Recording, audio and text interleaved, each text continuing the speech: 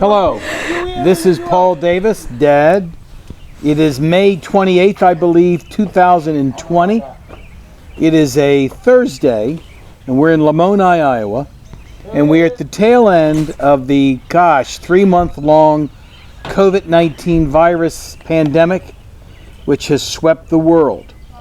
And an unusual situation, most of my kids have come home except Ryan to spend extended time.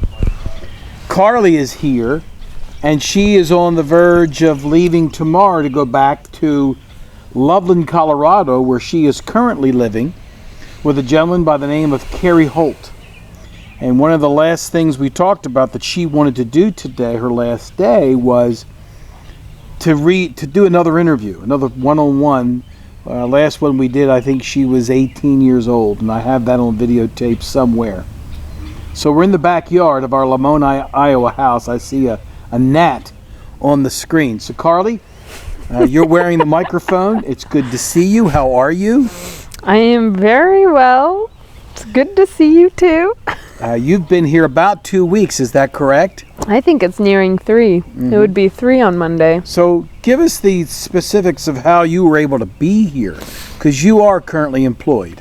I am currently employed, and as a matter of fact, I've just started a new job for the city of Loveland at the Chilson Recreation Center as an aquatics specialist. Official title is Recreation Specialist - Aquatics. Now, I wasn't even working for a month when COVID came around and shut us down. We shut down on March 16th, and I started working on February 26th. It's not even a month. So I was working from home for a while, and then got news that they were going to redeploy me to the golf course, which was reopening, that the city has, which was lame because I was washing golf carts. 2 weeks, 5 days in a row, 7 to 3 p.m. I was washing golf carts and returning them back up to the top so golfers without masks could come and use their golf carts, use the golf course. So 2 weeks into that, I decided I needed to go on vacation because all my brothers are here cutting out holes in brick and putting in windows and vaulting our ceiling, and so I decided now is as good a time as any to take time away from work. I'm not missing out on anything. When you were in the car from Colorado to Iowa, you had visions of what you thought the next 2 or 3 weeks could look like.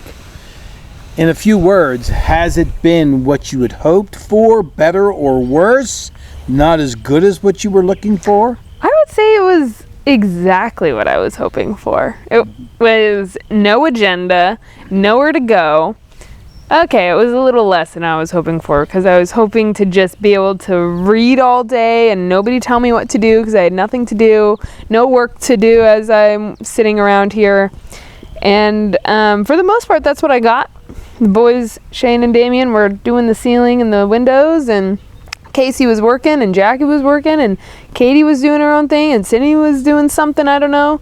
And so it was just me, but we need to be honest and be fair to you, though. You did assist on several of those days. That's correct. I was feeling especially generous, and I helped that first day. Shane and Damien came into my bedroom the night I got here, and they said, "Karli, so you're not doing anything while you're here?"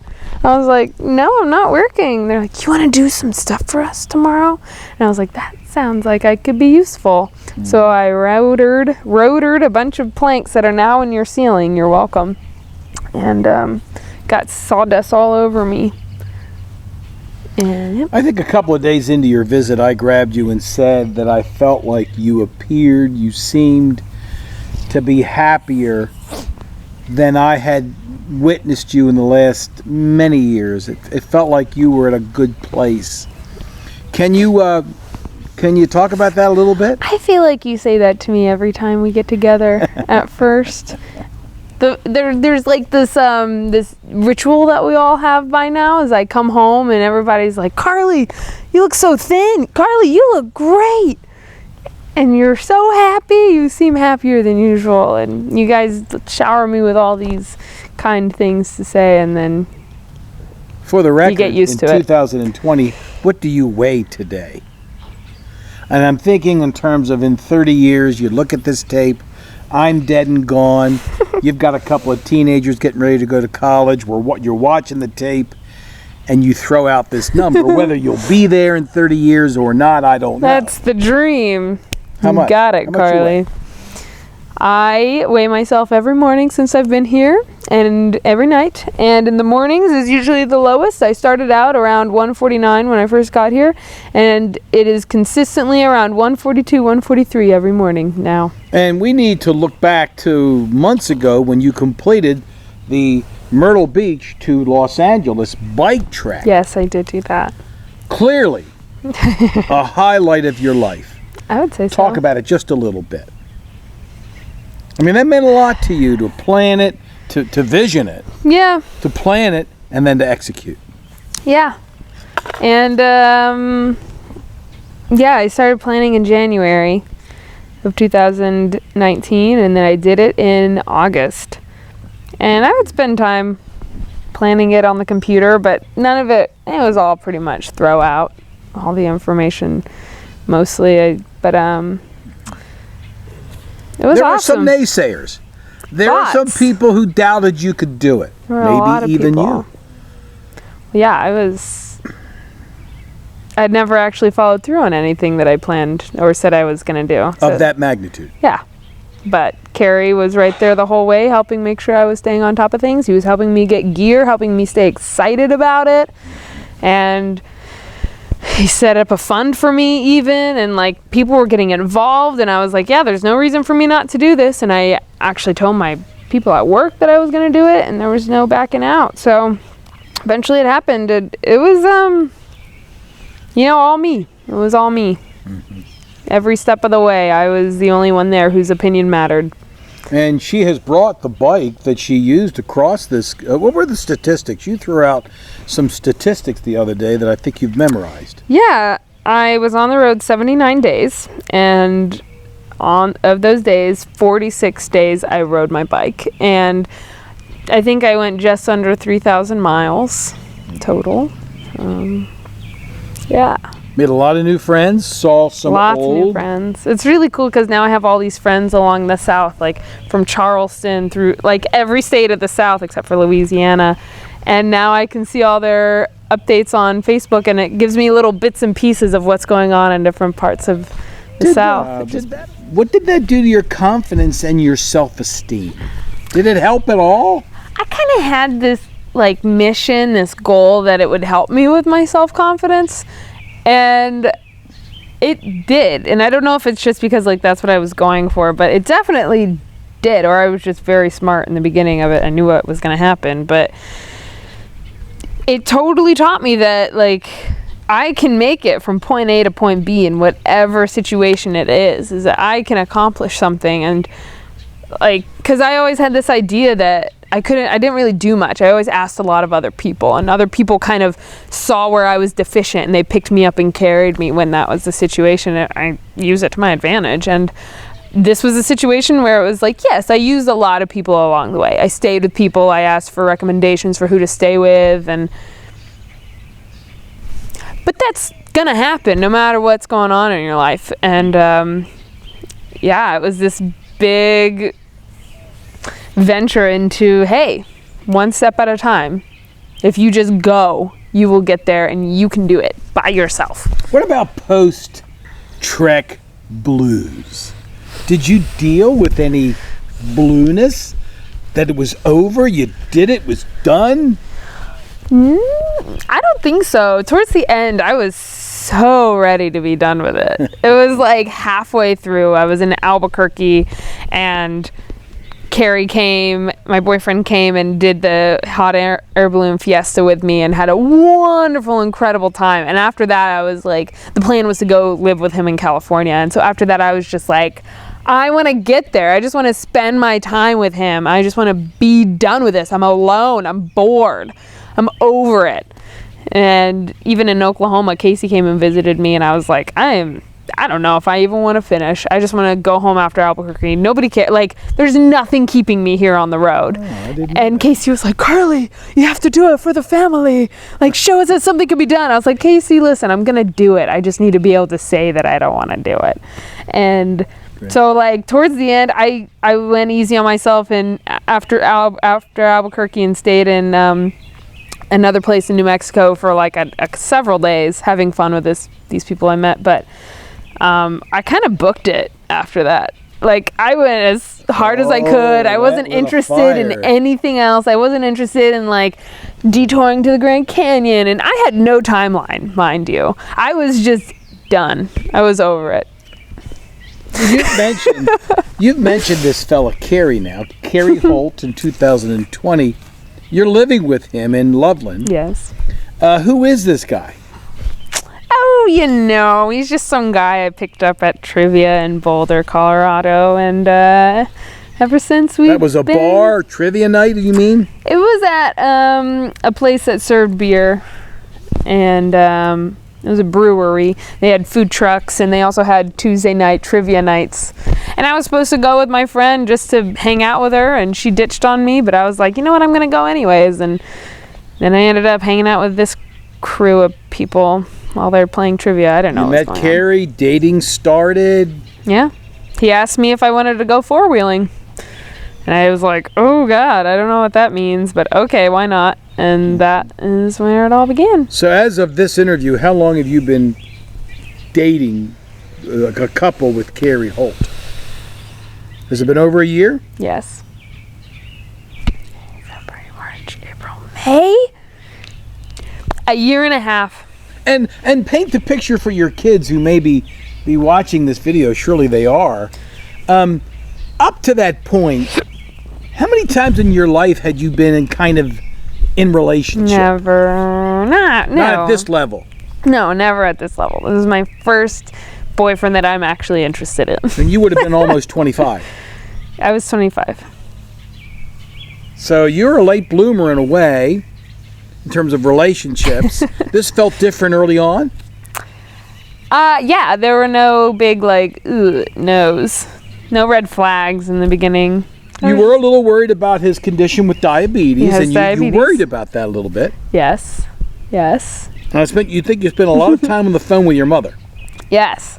I told Mom about Carrie. We were at a restaurant in Nebraska, and I was telling her about this guy I had met. I was like, but Mom, because I kind of knew that this was a big deal. I was like, he has type 1 diabetes. And she goes, that's genetic, Karli. Yes, you did. And I was like, I know, that's why it's such a big deal. Because I was like, if I'm dating these days, like it's with the intention to find somebody that I'm going to spend the rest of my life with. And the first guy that comes knocking is a guy with type 1 diabetes. And I'm like, I don't really want my kids to have this.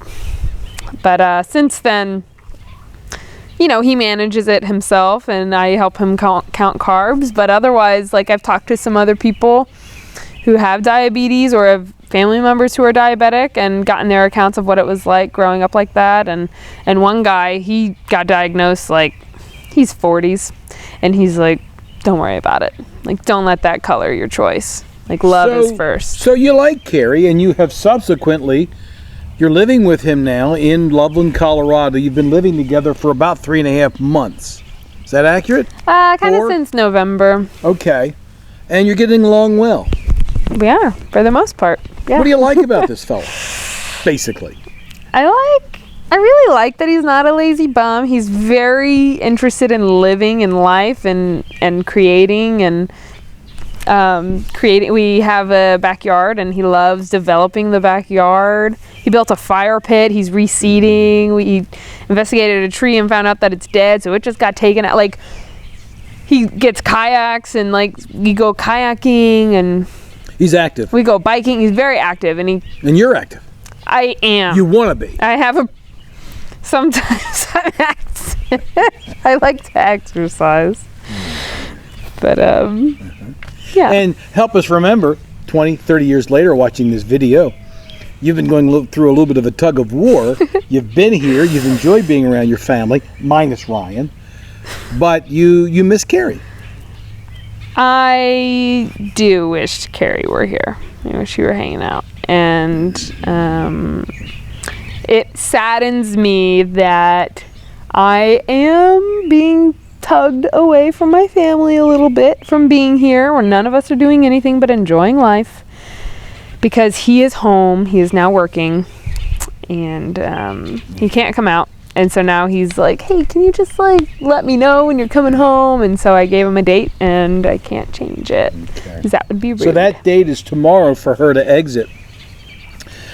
But what do you take from these several weeks together?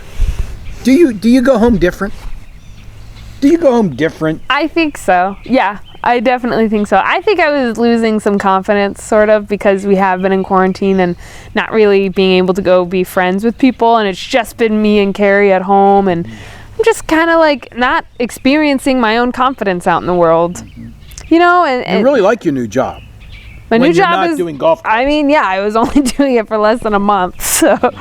But yeah, I do like my new job. I like my boss. I like my coworkers, and there's a lot of women who work in the building, which is nice.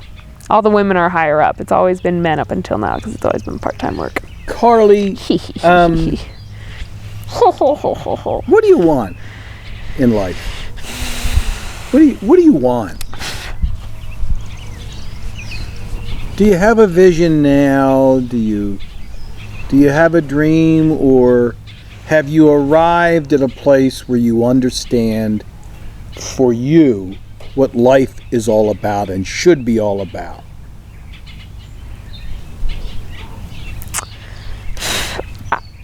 I think as of right now, before I've done really any traveling, it's about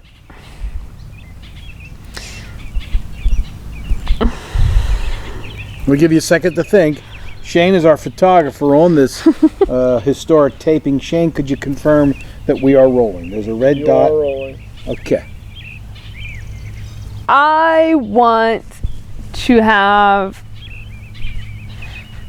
a family. I want to have kids. I want to have love, true love. It's still my goal. It always has been. I just want to fall in mad, crazy, deep love and have 4 kids at least, and have a nice home to call my own, where I can personalize and I can have beautiful grass. Do you need a lot of money?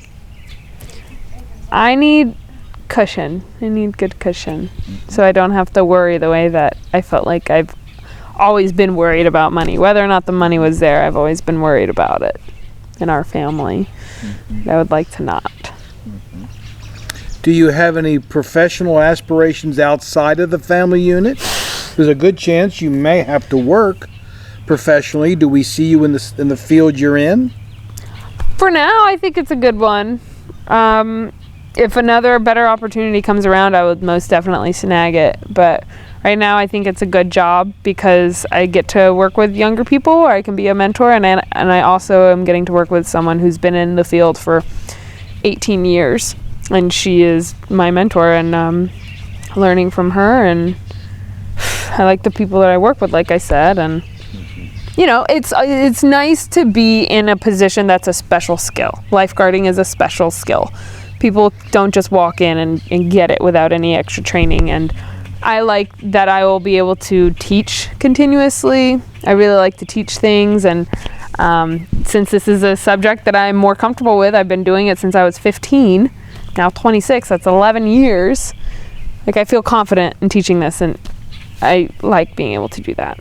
We watched several movies on this COVID-19 vacation sabbatical, I'll call it. One of the movies we watched was Avatar, which back in this time is now in the rearview mirror. 10 years. Avatar is an older movie now. By the way, this is Karli's dog, and I've forgotten the name of the darn dog. No, you haven't. At 64, just give me a Willow. This is Willow. I'm 64, just recording. So I'm looking for 64. Yeah. Kids, how are you? You're not there I was a pretty yet. fun guy. If you got the chance to know. This is Willow. My first baby. In that movie, there is a reoccurring theme of one person to another I see you. Does Carrie Holt see you? This is a dangerous question. I don't know who's going to see this. Many people can see us in our lives if you take the time to get to know them. You could subsequently marry somebody else and he sees you even better than Carrie did. Maybe Carrie doesn't see you. Does he see you? And if you don't marry Carrie, he's not going to watch the interview and be angry. But if I do marry him, he's going to be like, see, I knew it. I tried to break up with him a few weeks ago. It didn't work. But I don't think so. I don't think he sees me. Really? This? My gosh, I've done thousands of interviews over the years. This is the first in-depth one in many. And very rarely, well, I shouldn't say you don't learn things that you don't learn. I'm kind of surprised, but the relationship is still young. I mean, a year and 3 months, 4 months, that's 6. still a baby relationship, I would say. Yeah, but Uncle Brian says if you don't know by now, you know. Or by now you should know. Uncle Brian Conrad, who was living at this time up in Granger, Iowa. Well, so what's your plan then? Do you kind of have a reset that says, going back to Loveland with a clear head? Yeah. And I'm going to start to really kind of look at us. I think so. Oh, good. So maybe this vacation COVID thing.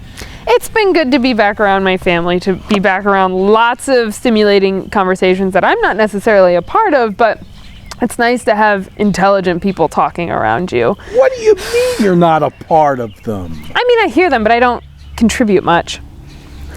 I don't. It's okay.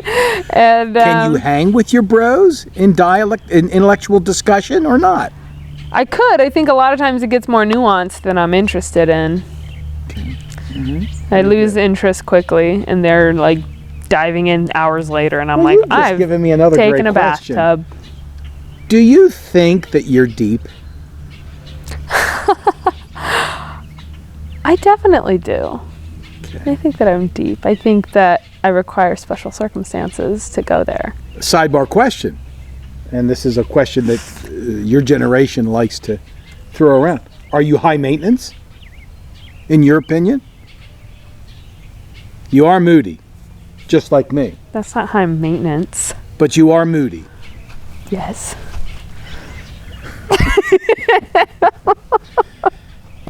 But do you like who you are? Are you happy in this skin in 2020? For the past 3 years or so, my answer is an overwhelming yes. Yes. I think now that I'm continuing to get older, I think your character should advance along with your age, and I think I'm ready. I think I'm ready to be more. I want to see more from myself. I want to give more. I want to do more, produce more, be more thoughtful, be more deep. Do you like people? By and large? I love people. I get social anxiety sometimes. Okay. Sometimes you can be overwhelmed. Oh yeah. Sometimes I don't. A lot of times I'm nervous to go to the events, the social gatherings, but when I'm there, I'm happy most of the time. I don't know, it's been so long. And then some 2020 historical pieces of information just to make this viewing of this tape a lot more, well, take it to the next level. Could you please state for the audience who is President of the United States? Donald J. Trump. What's the J? John. Donald John Trump. And who's his vice president? Mike Pence. Do you know who the Secretary of State is?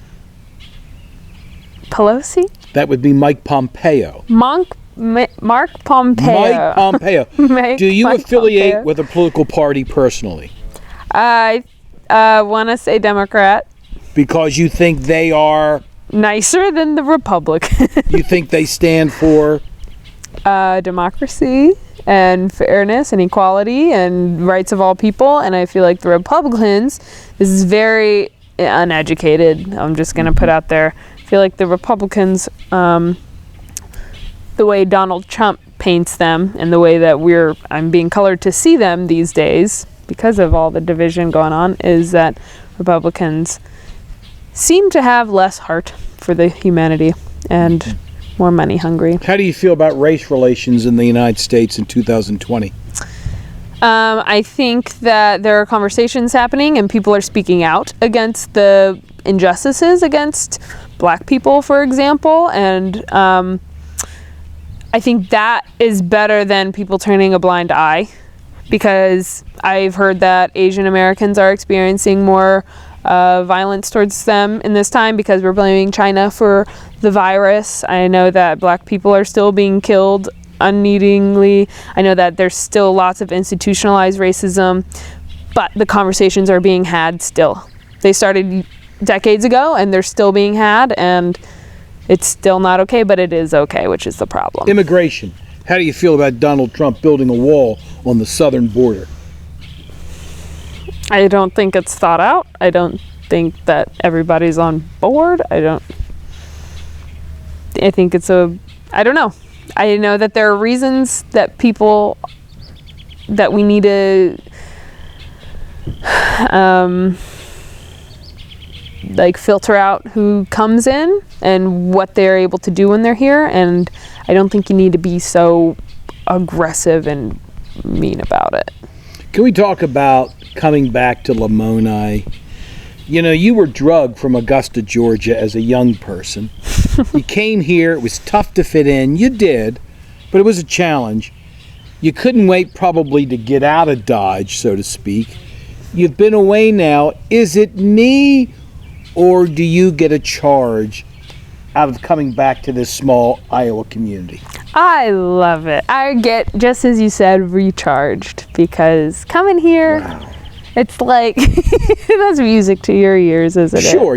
As a dad, you'd like to feel good that it was an okay move for you. I love coming back and seeing all the greenery, that everything is so lush. You don't even have to try to grow grass. I love that we have our own corner of the world of 4 acres nestled into a wall of trees where we have the bike path right there, and it feels like it's my bike path, although it's more crowded these days, let me tell you. Is it?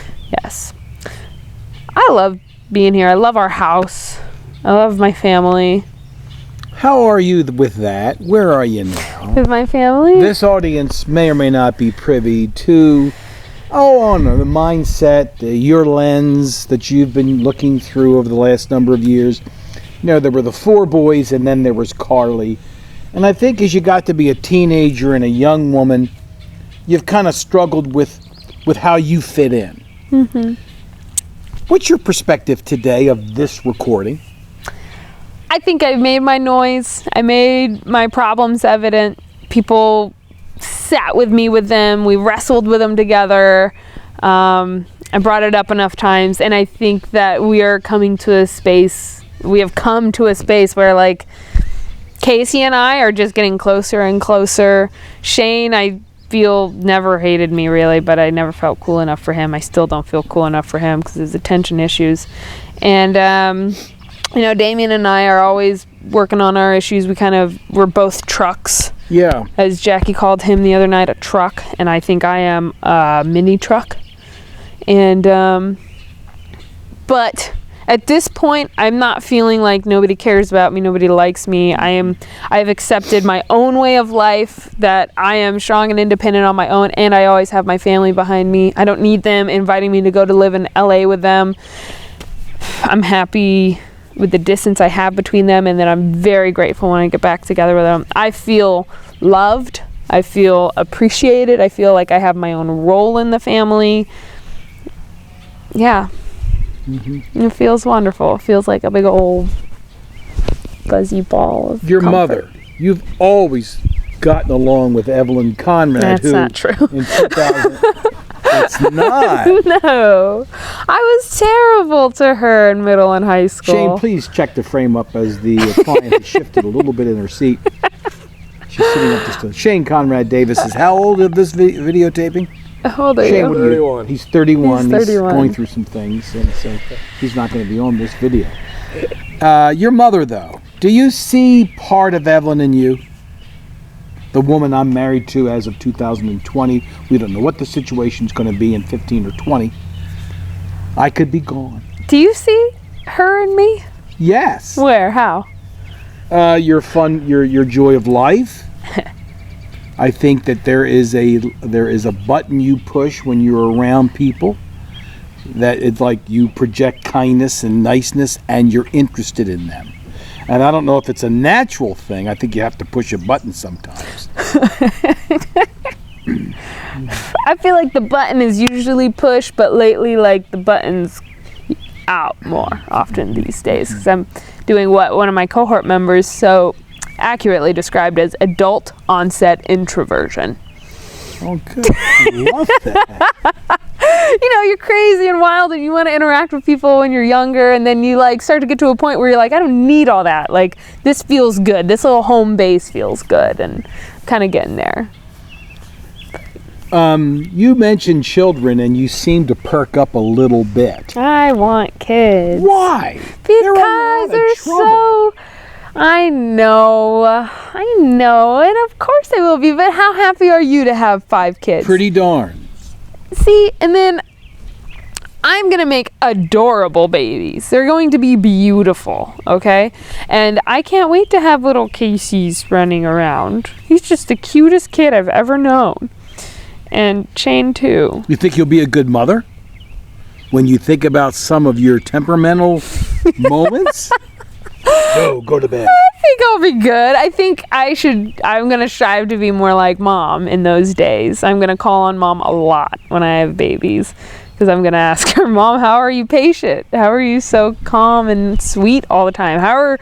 And I think unconditional love is going to be something that really, truly strikes me for the first time head on when I have kids. Like, I feel that towards my brothers for the most part, but I still joke around like I hate them.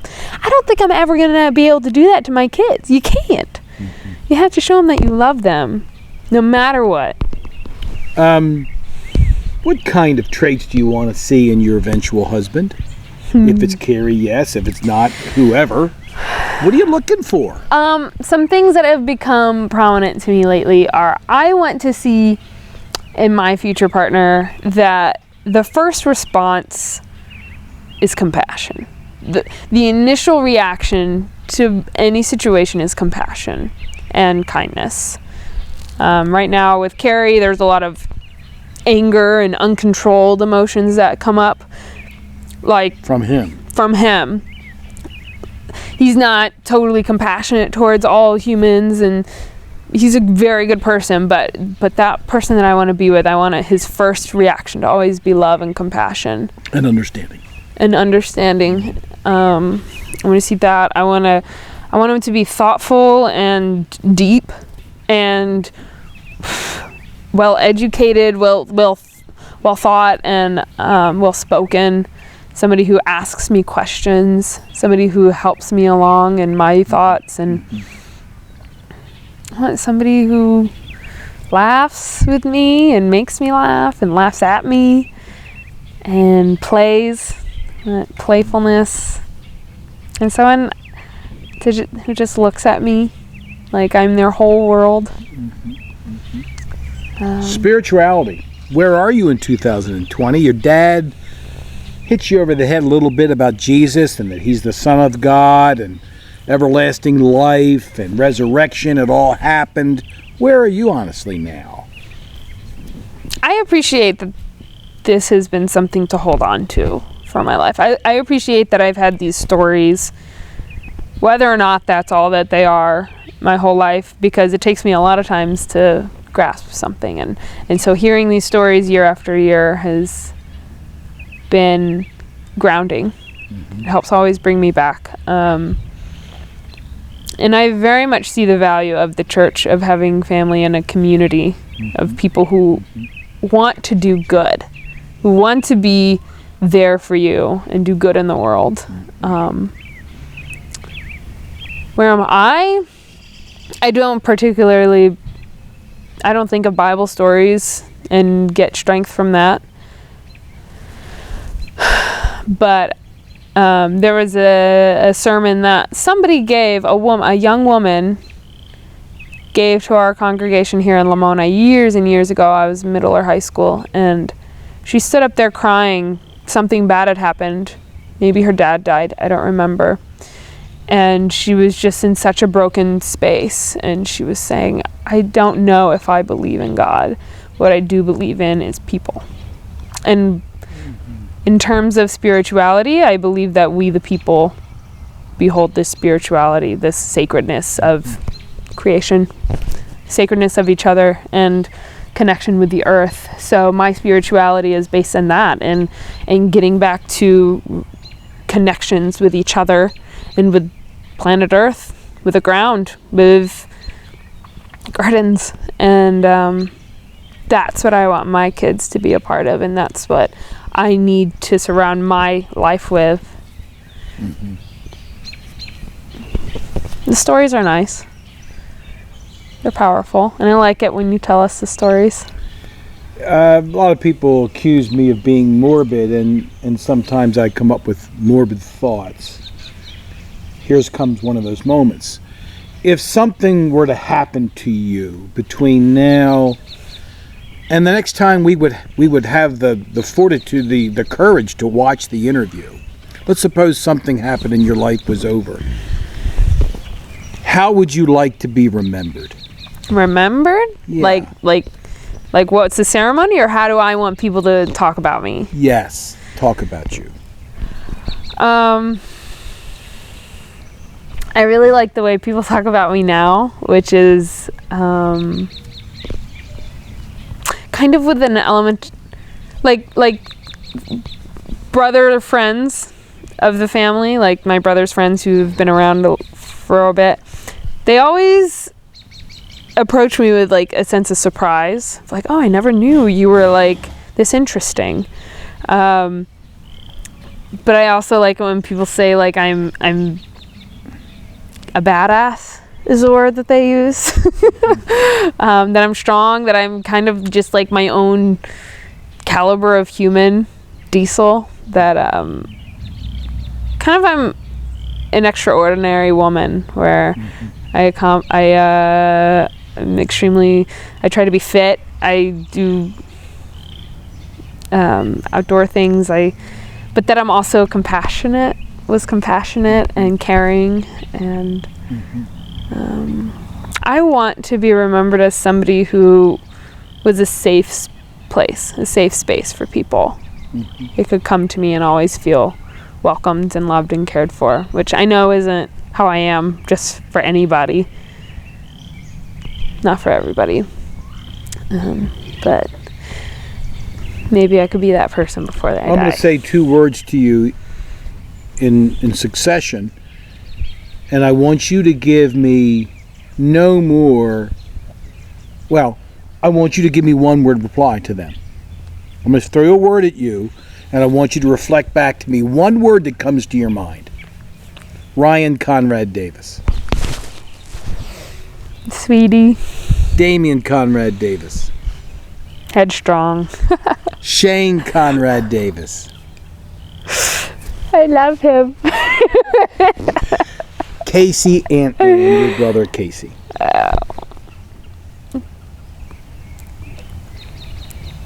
Tender soul.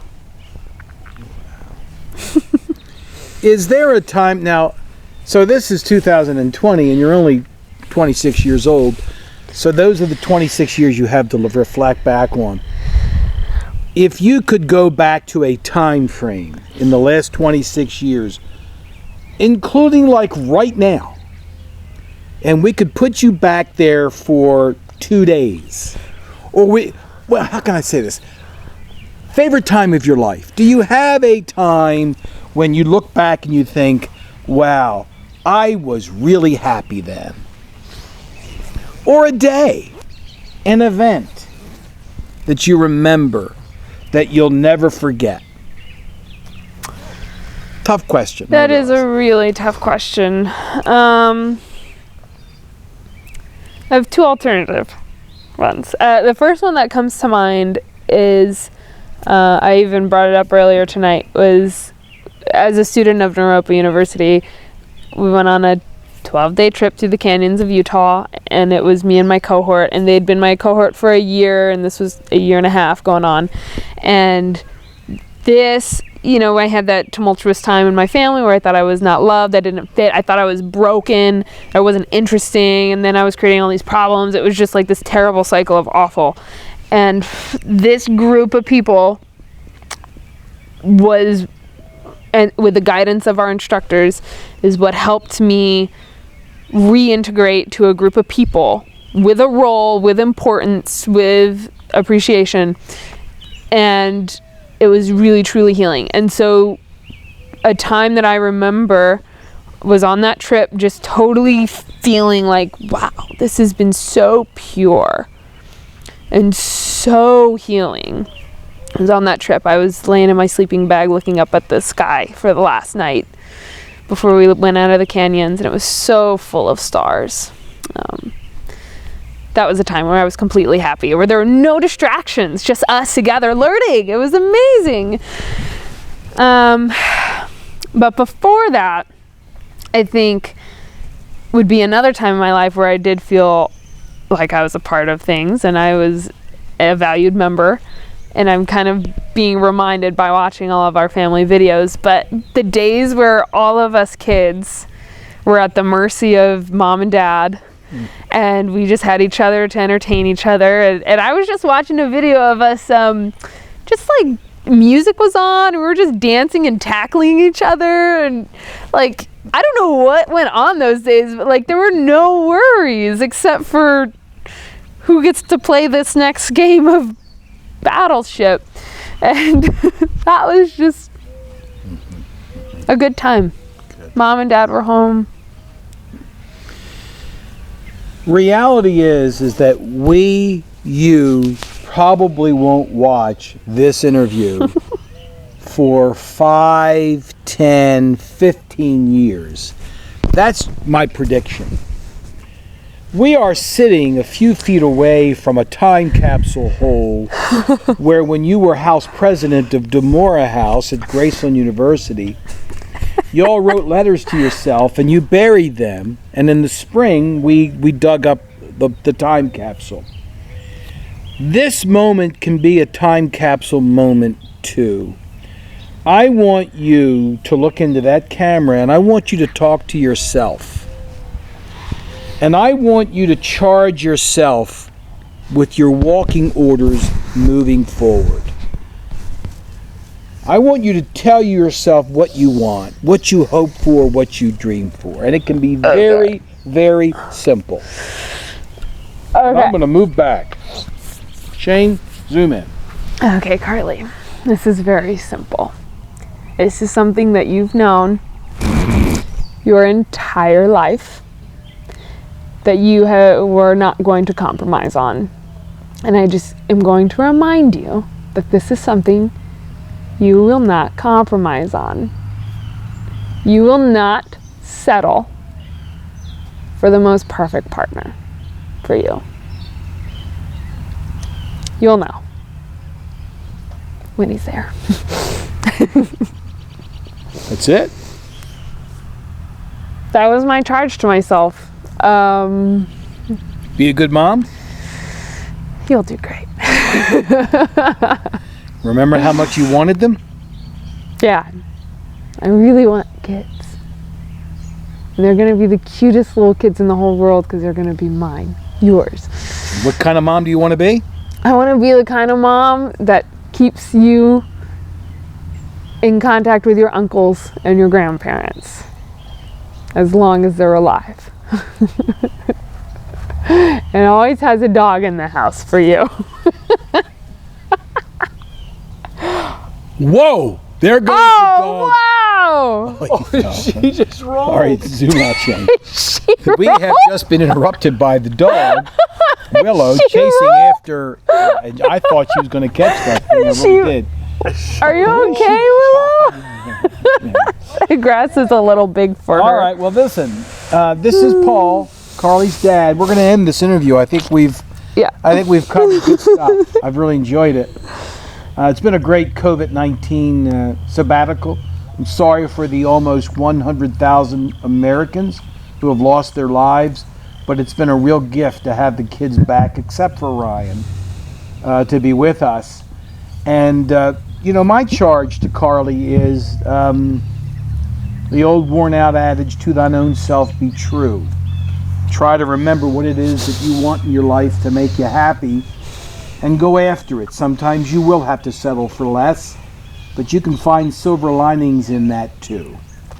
At the end of the day, it's about health and family and love, and that really is it. And if you have those, if your husband doesn't look like Robert Redford, it's okay. If your husband doesn't always want to stay up late listening to you cry about something, that's okay too. Cut him some slack. Not okay. Sorry. If you decide one day that you're gay, and no, I'm kidding. Your children, you're going to make mistakes with the kids. Yeah, you will. But don't ever forget that you love them deep inside, and that can be your core base. Then you're going to be okay. And I do challenge you, even at the age of 40 or 50 or 60, God's always going to be there waiting on you. And he won't hold it against you if it takes that long for you to say, I believe in the Lord, I believe in the Father, the Son, and the Holy Spirit, because that's what your dad, Paul Davis, believed in 2020. Signing off from Lamoni, Iowa in the summer of 2020, I'm Paul with my daughter, Carlissa May, and she has been a real joy. Bye-bye.